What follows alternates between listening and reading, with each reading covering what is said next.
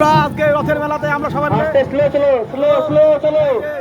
তিনটে রথ বেরিয়েছে আমাদের এখানে।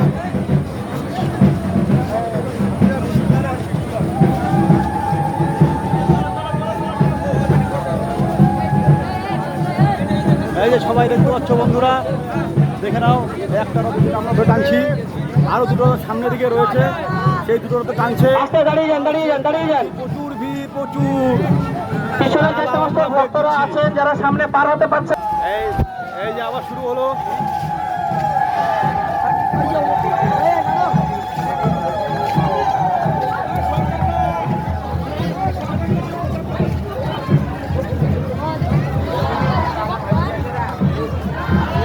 আমাদের এখানে তিনটে রথ বের হয়, একটা রথ আমরা ধরে টানাটানি করছি।